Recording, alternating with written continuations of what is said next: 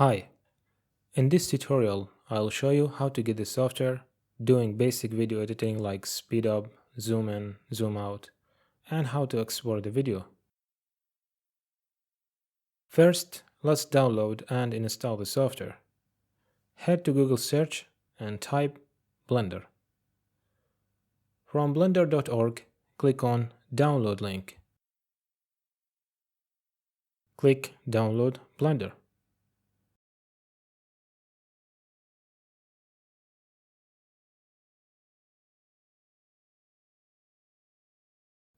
Once the download finished, click it to install.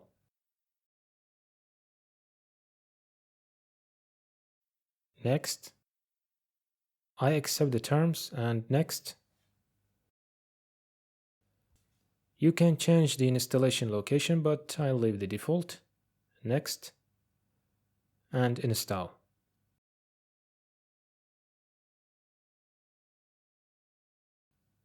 Click Finish. Open up Blender.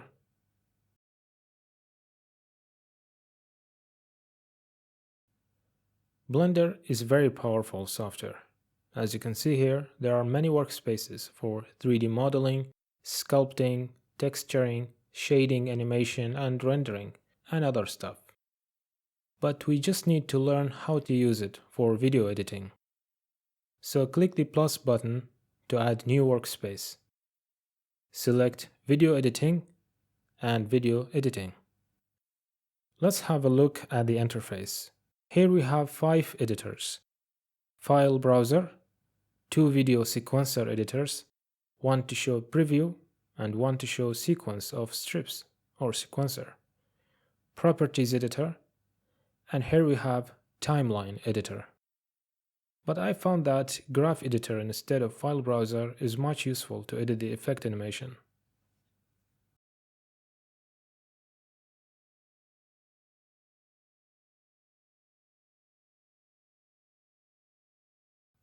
Now let's set up the output settings. From the Properties Editor, we need to change a few settings in the output section. The first thing to change is the output path. Where do you want to save your exported or rendered video or image? I'll save it on my desktop. I'll create a new folder, name it Exported Videos, and hit Accept. We want to render a video, so change file format to FFmpeg video. Expand encoding. Change the container to MPG-4. Change output quality to high quality. For the audio, set the audio codec to AAC. That's pretty much it for the output settings.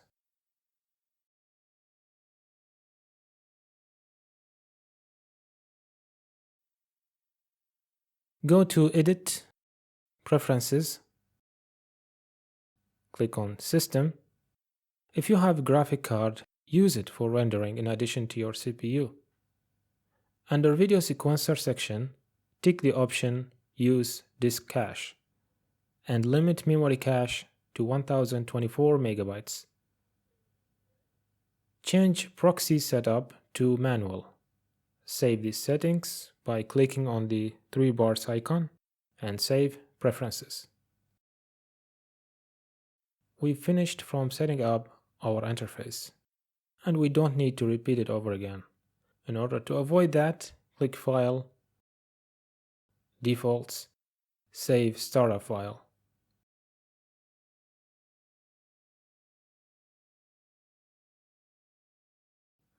So every time you open up Blender, you'll see your customized video editing workspace right there.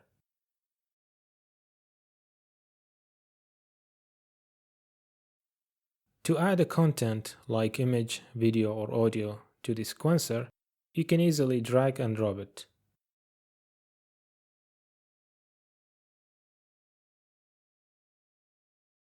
Or from Add menu and select the type of content you want to add.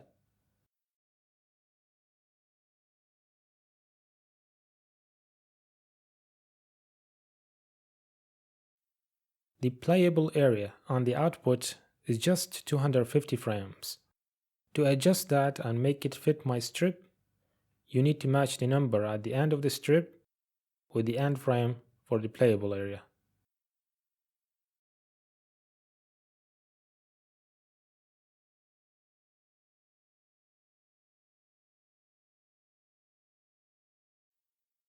In the sequencer timeline, we have two numbers separated with plus sign. The first part is the time, and the second part is the number of frames between each second.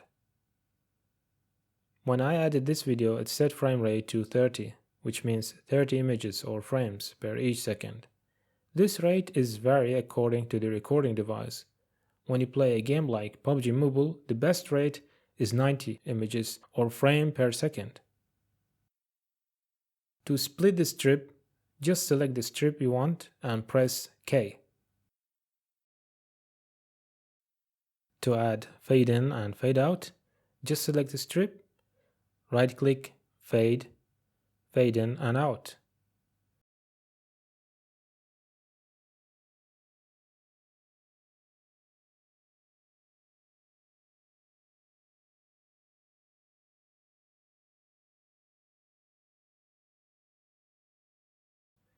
In the graph editor, you can adjust the duration of the fade effect.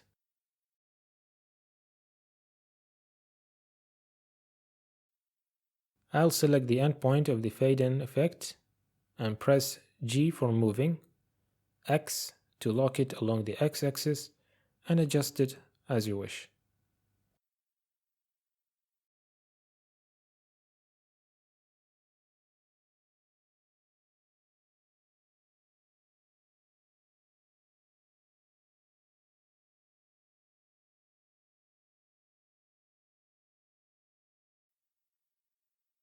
Now let's learn how to speed up or slow down part of strip.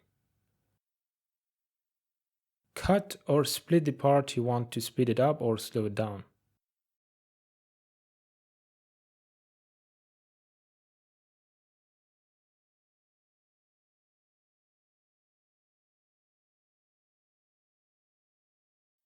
I'll make a copy of it by pressing Shift and D. I've created this one for demonstrating how to do slow motion later on, but for now, move it aside.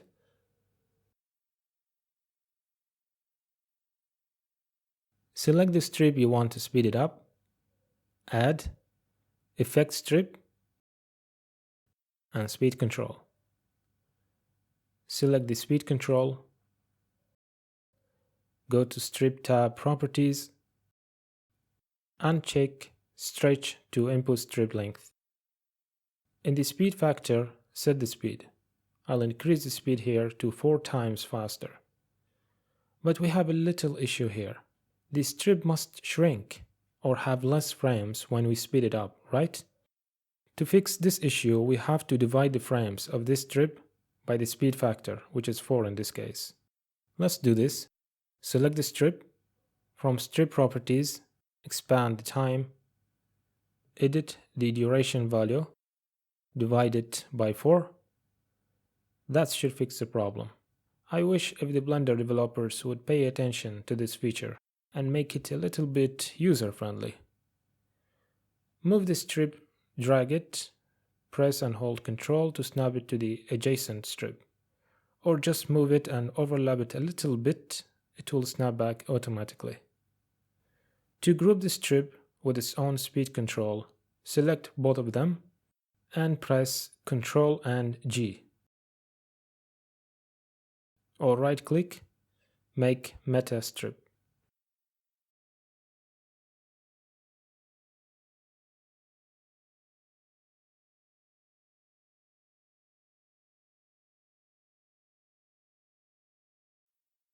If you want to make slow motion, select the strip, create a speed control for it,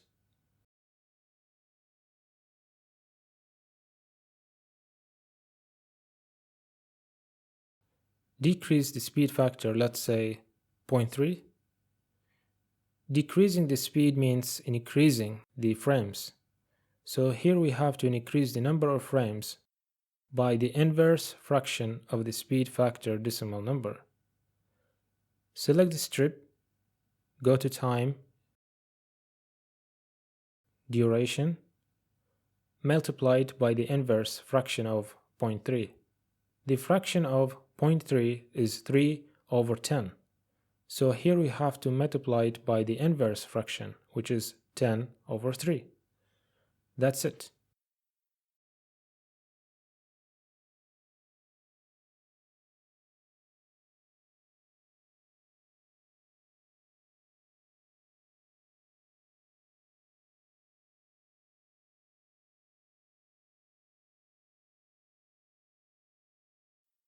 Now let's learn how to zoom in and zoom out. Add, adjustment layer, scale it up or down to prepare the area for the zoom effect.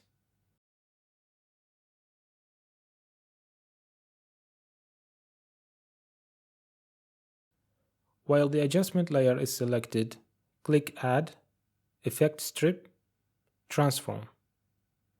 Select the transform strip. On the strip properties, check Uniform Scale.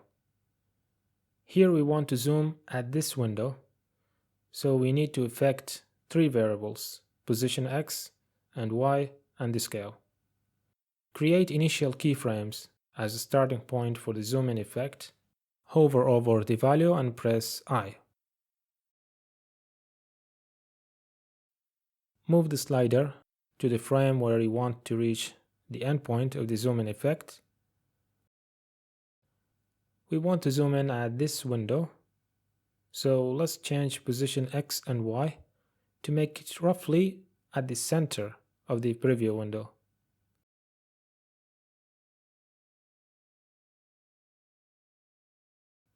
Then press I on both values. Now change the scale.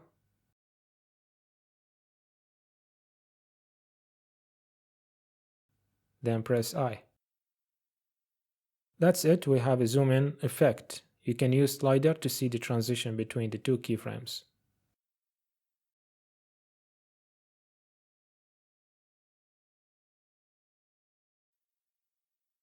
Don't forget, you can easily customize the values in the graph editor. While the strip is selected, press A, then period on the numpad to show it on the graph.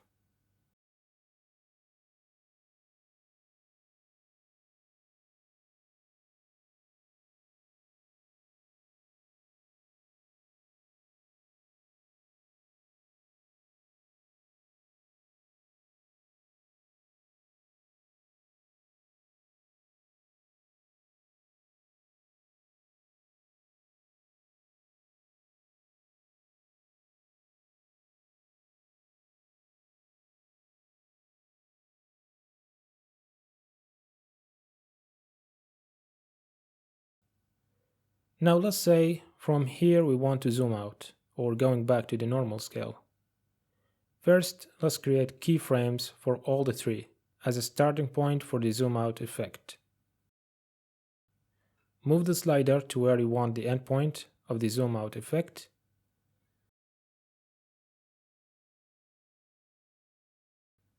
Right click on X value, select Reset to Default Value, or simply press Backspace key.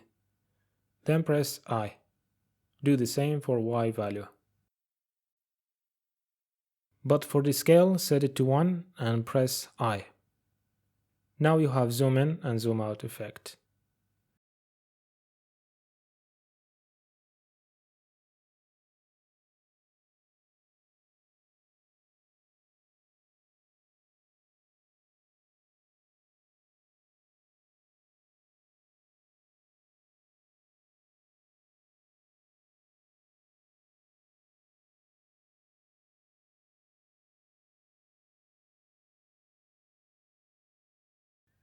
Before exporting our video, let's group all of them to see the total number of frames, so that we can specify it in the playback end frame.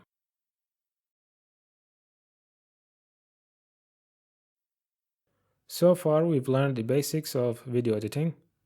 Now let's export our video or render it. It's actually pretty simple because we've set the export settings right at the beginning.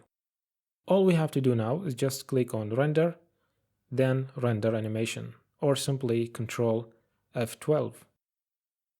Don't close this window, just wait till it finishes rendering. But you can minimize it and you can see the progress bar and the taskbar.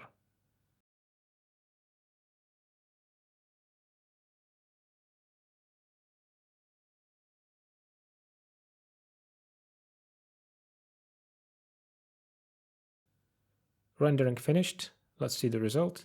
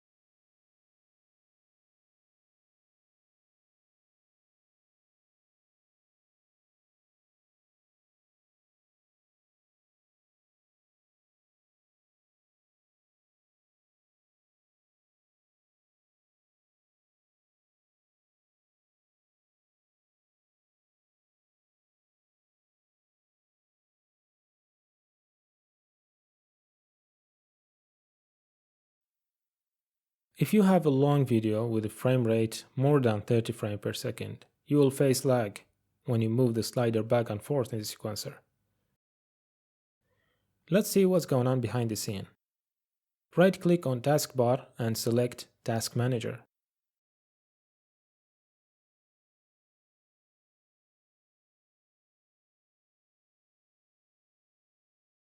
If you move the slider back and forth very quickly, you will see CPU is heavily used to render the frames at a high quality. To fix this lag, we need to create a low-resolution copy of this video in order to use less process for rendering the view. Select the strip, go to Proxy tab, set selected strip proxies. You can set it at 25 or 50%. Click OK. Click Rebuild Proxy and Timecode Indices. Wait until the build finish.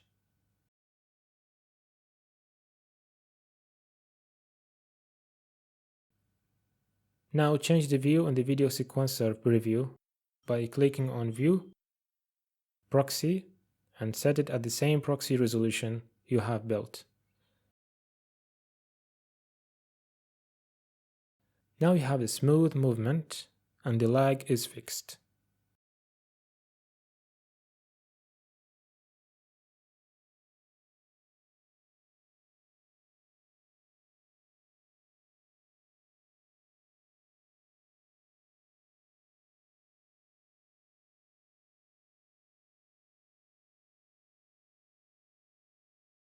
If you set the resolution at 25%, it will be much smoother, but more pixely view. We've learned how to fix the lag by using proxy, but what is that proxy? If you go to your video location, you will see a new folder created called BL proxy.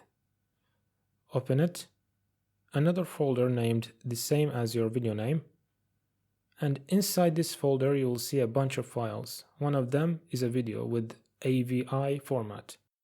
This is the proxy video that is used in the preview instead of your original video. It used just for a preview at a low resolution. It has nothing to do with the output. The final rendered video is your original edited video.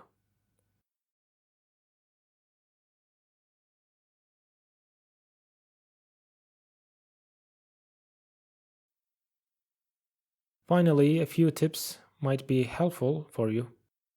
First one about audio strip. Displaying waveform is quite useful if you want to match your voiceover with the video strip. Scaling up the sequencer by pressing and holding Ctrl, then click middle mouse button, move it up or down.